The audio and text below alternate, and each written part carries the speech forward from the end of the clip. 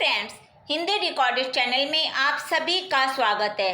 दोस्तों, वैष्णव की फिसलन निबंध में लेखक ने व्यवसायियों द्वारा धर्म को अपने धंधे से जोड़ने की प्रवृत्ति का पर्दाफाश किया है।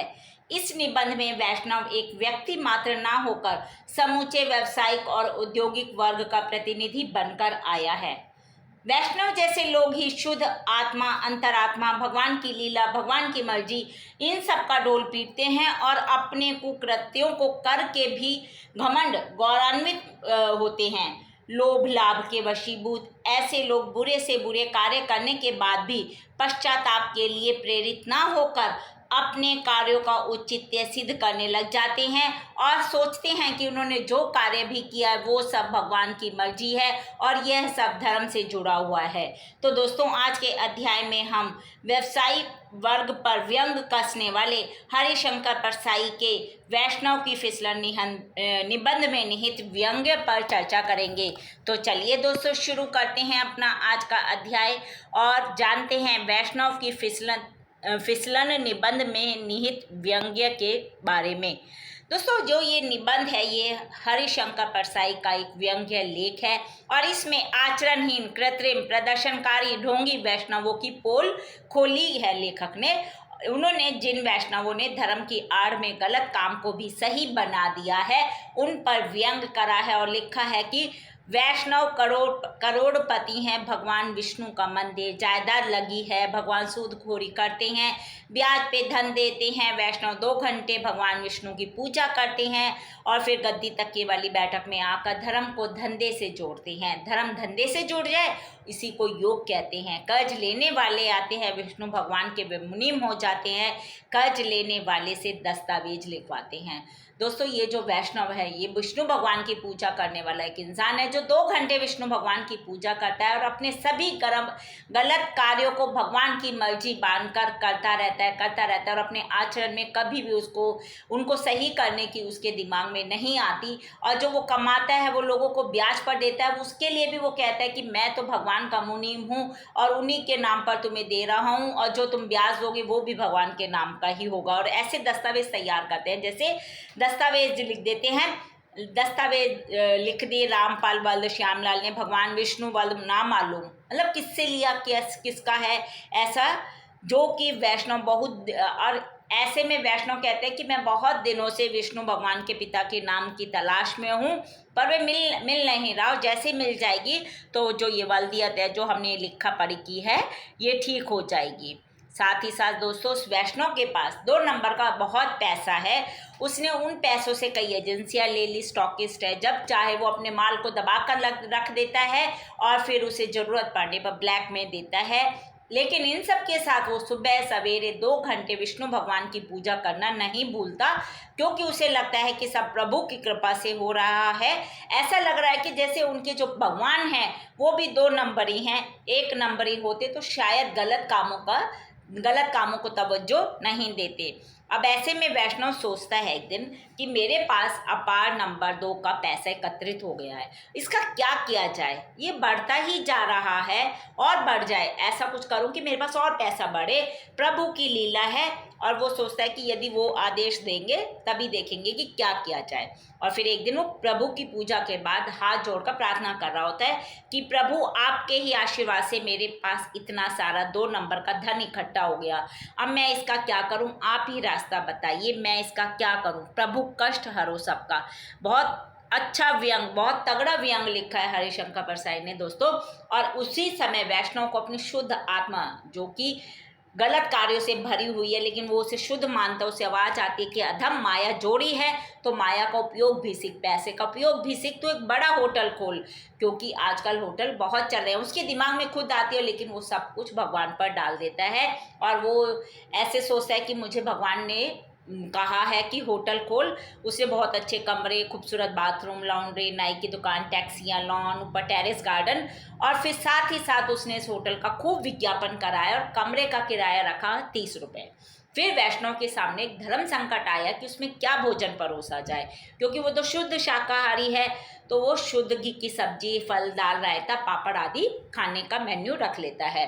अब क्या होता है कि बड़े होटल का नाम है तो बड़े बड़े लोग भी आते हैं, बड़ी बड़ी कंपनियों के एग्जीक्यूटिव ऑफिसर से।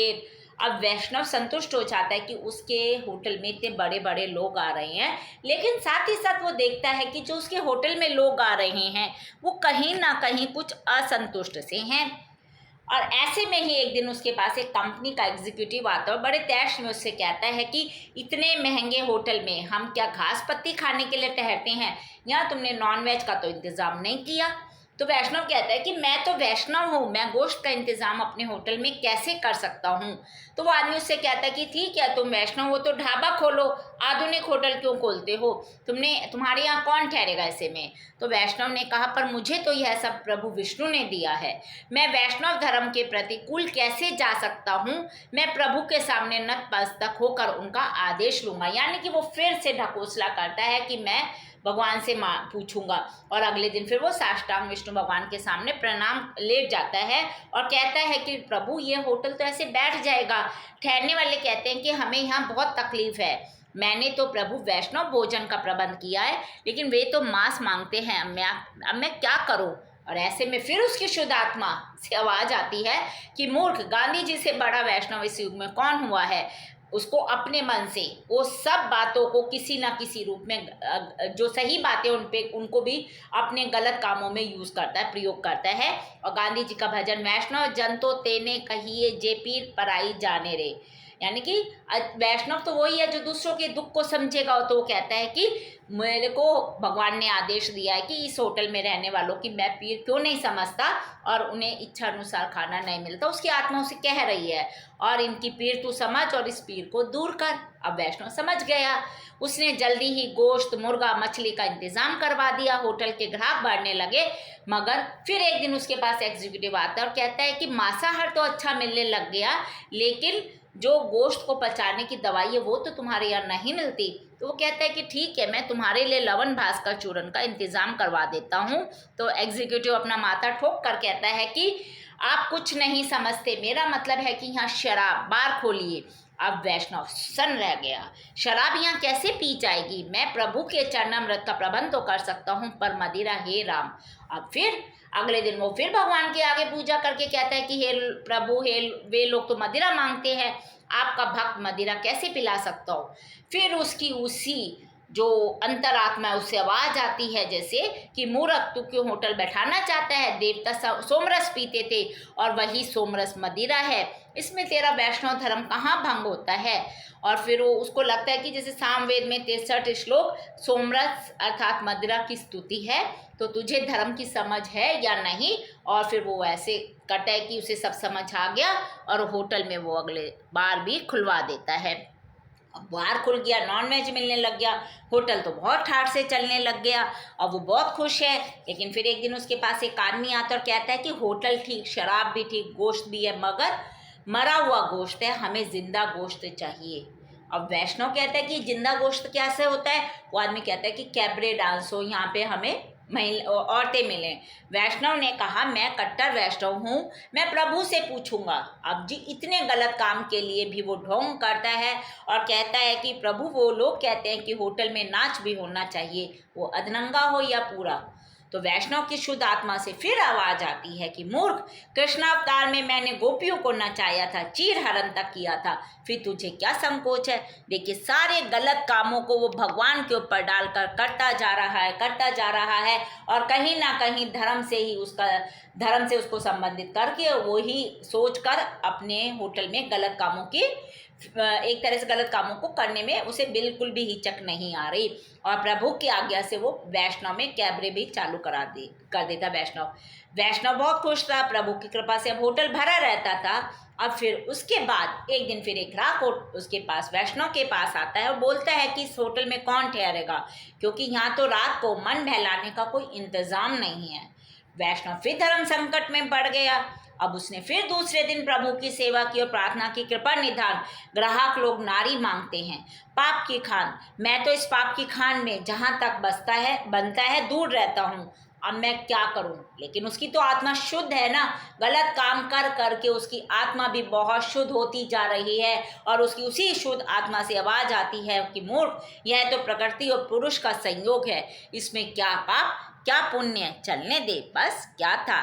वो तो अगले दिन फिर वेटर से कहता है कि चुपचाप इंतज़ाम कर दिया करो, और इसमें भी वो भगवान पुलिस से बचकर इसमें भी वो भगवान का हिस्सा मांगता है कि तुम 25% भगवान की भेंट ले लिया करो। मतलब हर गलत काम वैष्णव अपने होटल में करता जा रहा है, करता जा रहा है, सब कुछ वो भगवान की आड़ में कि मुझे भगवान ने आज्ञा दी है, मेरी आत्मा से ये आवाज़ आई है क्योंकि मैं भगवान की पूजा करता हूँ।